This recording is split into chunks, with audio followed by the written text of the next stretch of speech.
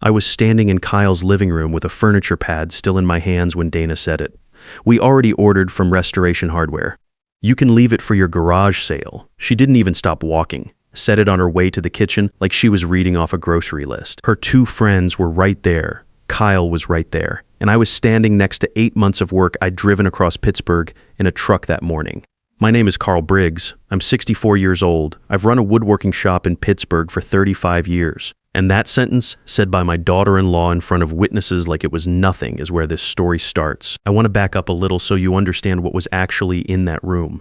Back in January, when Kyle told me he and Dana were getting married in April, I started building them a wedding gift. A walnut dining table, 2 matching chairs, and an heirloom cabinet. The wood came from my late father's original stock boards he'd been storing since the 1980s, air-dried, tight grain, the kind of material you genuinely cannot buy anymore. I'd been saving it for something that mattered. I worked on it most nights after the shop closed. 8 months total. The dovetail corners on the cabinet alone took me 3 weeks to get right. My hands know that wood. I wasn't rushing anything. In January, Dana came by the shop with Kyle for a visit. She walked through, looked at what I was building, didn't say much. Kyle smiled in that way he does when he's not sure what to say. I figured she was just getting comfortable with me. We hadn't spent a lot of time together. What I didn't know then, what I wouldn't find out until much later, was that she'd already made up her mind that week. The week before the wedding, Kyle called and asked me to bring the set over. I loaded everything into my truck, wrapped in moving blankets, and drove it to their place. Spent most of a Saturday getting it all inside and positioned. The walnut looked good in the room. Really good. I remember thinking that, then Dana came home. She had 2 friends with her from work. She walked in, looked at the table, looked at the cabinet, looked at me, and said what she said. Then she kept moving. I looked at Kyle, he looked at the floor. I told him I'd take it back to the shop. He offered to help me load it. I said I was fine. I drove home with 8 months of work in the back of my truck. I pulled into the driveway, shut off the engine, and sat there for a while before I went inside. I'm not a man who cries easily. I didn't cry that night, but I sat in that truck for longer than I'd like to admit. I found out about the photo 3 days later. Gene Dillon texted me a screenshot. Gene's been my closest friend for close to 30 years. We came up together doing contract work before I opened the shop. He knows people who work in the same industry Dana does. She had posted a photo of my cabinet in her company's internal chat group. The caption read, "What my father-in-law calls craftsmanship." There was a laughing emoji at the end. Her coworkers had replied. One said, "At least he has a hobby." Another said, "Bless his heart." I read that at my workbench. Didn't respond to Gene right away. Just set the phone down and kept working. A week passed. Then my nephew, who helps me with admin work, mentioned an old email account that Kyle had set up for me 2 years back to handle shop inquiries. I barely used it. He asked if I'd seen a message that came in from a Pittsburgh residential design firm a few months back. Upscale outfit, serious clients, inquiry about a custom commission. I hadn't seen it. I asked Kyle about it. He went quiet for a second too long, told me he'd have to check. What came out over the next few days was this. Dana had access to that email account. She had seen the inquiry from the design firm. She didn't forward it to me, didn't mention it to me, just left it there and said nothing. That was the moment this stopped being a family disagreement for me. I went back and asked Kyle directly. He eventually confirmed it, and then he told me something else, something he'd been sitting on. Dana had seen the finished cabinet during that January visit. She'd already decided she wasn't going to use it. But she let me keep working because, in her words in a message to Kyle, it keeps him busy and out of our hair. 8 months. While she was out ordering furniture from a catalog, she knew exactly what I was building and let me keep going. I didn't call her. I didn't go to their apartment. I went back to the shop and I called a business attorney named Patty Hollins, who my accountant had referred me to twice before. I told her what I had. She told me to send her everything and she'd take a look. Then I waited. Patty called me back 2 days later. She'd looked at the deleted inquiry, the internal chat screenshot, and the email chain between Dana and Kyle. She said the blocked commission was potentially actionable as tortious interference. She also flagged something I hadn't even considered. Dana had been using photos of my cabinet and client presentations at her firm, my work, my design. No release form, no credit, no compensation. Patty asked me how I wanted to handle it. I told her I didn't want to do anything yet. I wanted to watch for a while first. She said that was smart. Meanwhile, life kept moving. I had regular shop work to stay on top of. Gene checked in every few days. Kyle called once and I kept it short. I wasn't angry in a loud way. I was quiet about it, which if you knew me, you'd understand is actually the more serious version. Then Gene called on a Thursday evening in May. I was sitting in my truck in a hardware store parking lot. not particularly eager to go home to an empty shop. He was working with a developer finishing a high-end commercial showroom on the north side of Pittsburgh, opening in 48 hours. Their furniture vendor had backed out of the contract that afternoon. Jean had told the developer about me. I sat there thinking about the moving blankets in the corner of my shop. That walnut set had been sitting there for 5 weeks. I've got a dining table, 2 chairs, and a cabinet, I said. Walnut, solid joinery, and I'm not donating it. I'm selling it. Jean said the developer just wanted the problem solved and to name my price. I gave him a fair number, a professional number, not a favor number. The developer didn't negotiate. I had a signed agreement by 9 that night. I drove to the showroom the next morning at 6 a.m., spent most of the day setting up. The walnut caught the light in that space in a way that stopped people when they walked in. The developer kept bringing in staff members to look at it before opening. One of his guys asked me twice if I had a website. When the showroom opened the following morning, 3 local trade publications sent photographers. 2 of them put my cabinet on the front page of their print editions. One ran a caption that said craftsmanship worth studying. The developer told every visitor who asked about the furniture the same thing. That's Carl Briggs. He works out of Pittsburgh. By end of that week, I had 4 serious inquiries sitting in my inbox. Real clients, real projects, real budgets. Brent Lauer reached out the following Monday. He runs an architectural salvage and custom design studio downtown. Solid reputation, serious clientele. He'd seen the showroom feature and wanted to meet. We had coffee on a Wednesday morning, and he got to the point fast. He'd been looking for a craft partner with a genuine body of work and the track record to back it up. He wanted to talk about a formal arrangement. I told him I needed a few weeks before I could commit because Patty and I had something moving. Dana, it turned out, had continued using my cabinet photos in her client presentations even after the showroom feature ran. She'd actually leaned into it more once my name started circulating. Used the images in a pitch deck for a major hospitality account her firm was going after. Patty had documented all of it. We picked a date in late June. Patty sent a cease and desist letter to the legal department at Dana's firm on a Tuesday morning. The letter requested immediate removal of all images from any client-facing materials, acknowledgement of ownership, and a consulting fee for unauthorized commercial use. The timing wasn't something I engineered. Patty scheduled it based on her calendar. But it landed on the same Tuesday Dana was presenting to her firm's senior leadership team. I found out what happened from Jean, who heard it from a contact inside the building. Dana was about 20 minutes into her presentation when the firm's in-house counsel walked into the room and asked to speak with her privately. She had to step out. The images came down from the presentation while she was in the hallway. When she came back in, she had to explain to her own leadership team and to the clients sitting across the table that the furniture in those slides belonged to her father-in-law, that he had not given permission, that there was a legal letter currently sitting with their counsel. She had to say my name out loud to a room full of people she had been trying to impress for 2 years. By the end of that week, 3 of her firm's clients had separately looked up Briggs' workshop. One of them called Jean directly to ask how to reach me.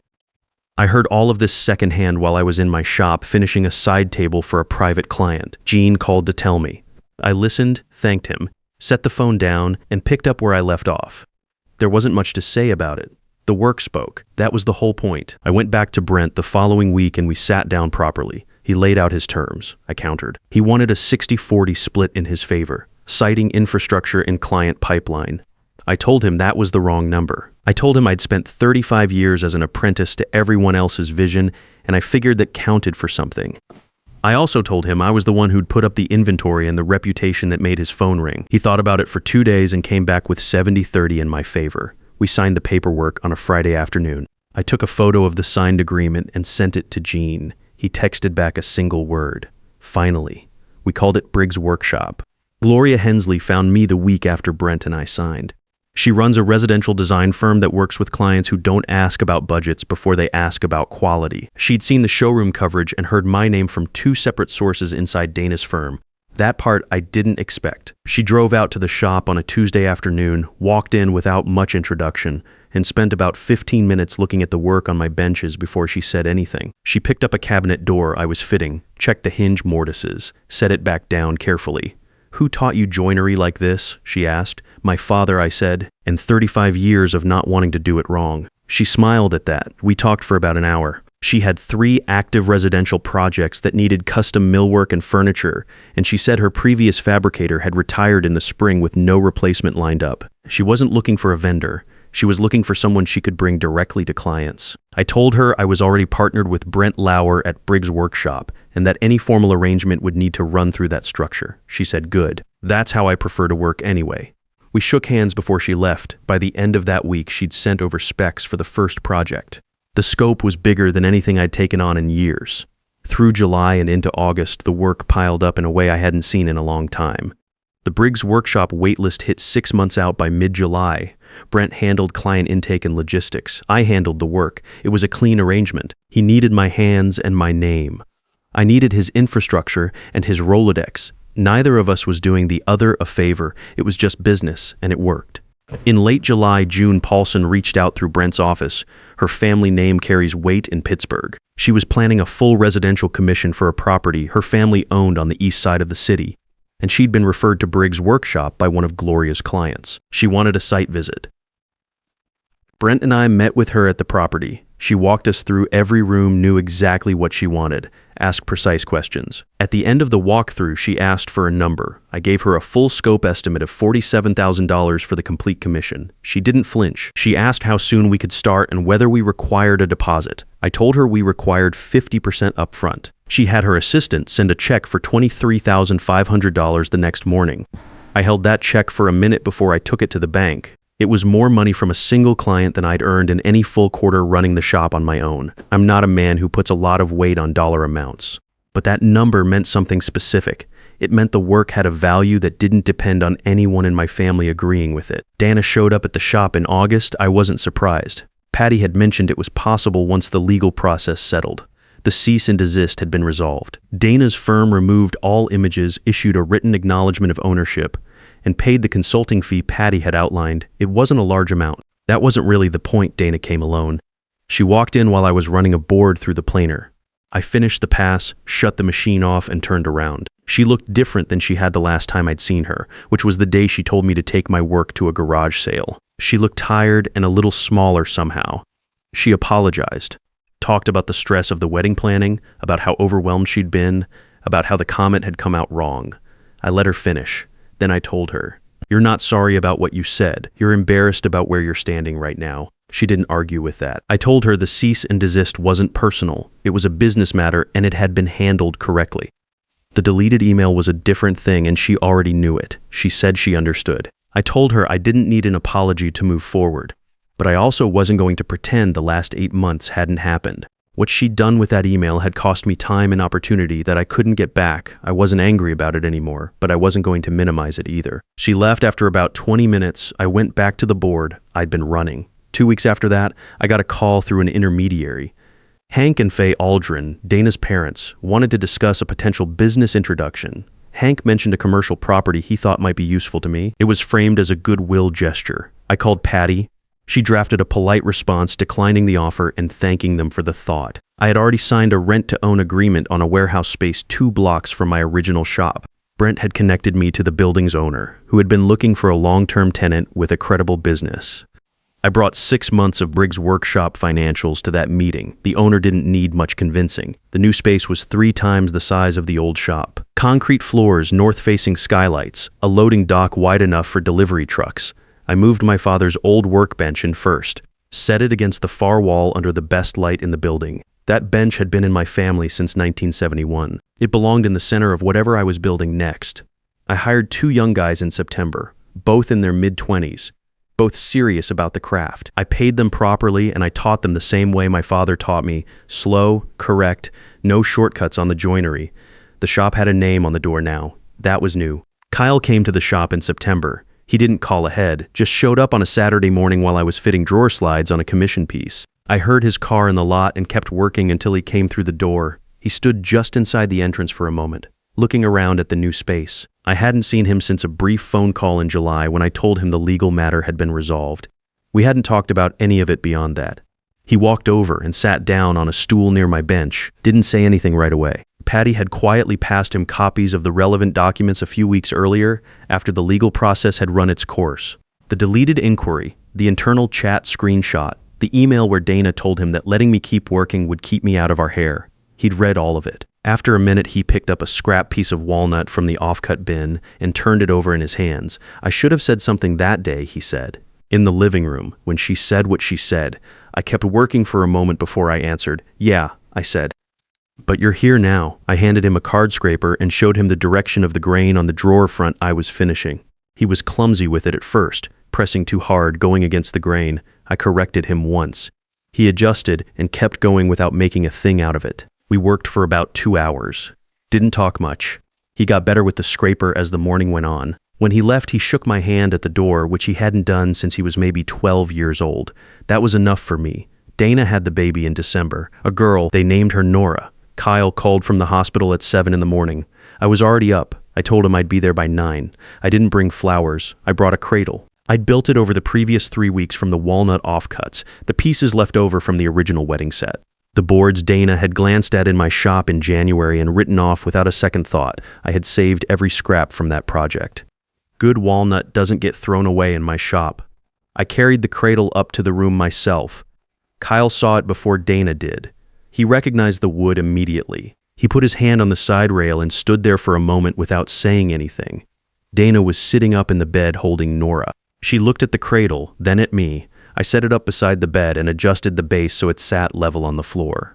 This came from the same boards as the table and the cabinet, I told her. The pieces that were left over after I finished the set. She looked at it for a long time. I didn't throw those away, I said. I don't throw good wood away. She nodded. Her eyes were wet. I wasn't going to make a speech out of it. The cradle said what it needed to say. Kyle asked if I wanted to hold Nora. I sat down in the chair by the window and he put her in my arms. She was small and warm and completely uninterested in any of the history that had led to that room. She just wanted to be held. I appreciated that about her. Babies have their priorities straight. I stayed for about an hour. When I left, I told Kyle I'd see him soon, and I meant it. On New Year's Eve, I was in the shop alone, cleaning up before driving over to Jean's place for the night. The 2 apprentices had the week off. The building was quiet in a way I'd gotten used to over the past few months. The kind of quiet that feels like the room is resting rather than empty. I stood at my father's workbench and looked at what the year had produced. The Briggs Workshop sign on the door. The order log with 11 active commissions. The June Paulson project, which was about halfway through and running on schedule. The wait list. The 2 young guys who came in every morning and took the work seriously. On the bench in front of me was a set of plans I'd been drawing up for 3 weeks. A bedroom suite, the most complex thing I'd designed in years. Not for a client, for myself. For the house I was closing on in February. A place of my own with a garage big enough to keep a small secondary bench. I thought about January. About loading that truck and driving across Pittsburgh with the moving blankets, about sitting in the driveway that night. I turned the shop lights off and drove to Jean's. The work was still there Monday morning. It always is. Looking back, I can see the year for what it was. I spent 8 months building something I believed in, and the person I built it for treated it like it had no value. That hurt. I'm not going to say it didn't. But here's what I know now. The work had value whether she saw it or not. It always did. The mistake I'd been making for years was waiting for someone else to name the price on what I could do. If you've spent your life building things, fixing things, making things with your hands, and the people around you have treated that like a hobby instead of a skill, pay attention to that. Your work has a market value. Find out what it is before someone else decides for you. The shop doesn't lie. Neither does a signed contract. If this story hit close to home, I'd like to hear about it. Drop a comment and tell me what you've built that someone else didn't see the value in. And if you haven't subscribed yet, do that now. There are more stories coming and they're all worth your time.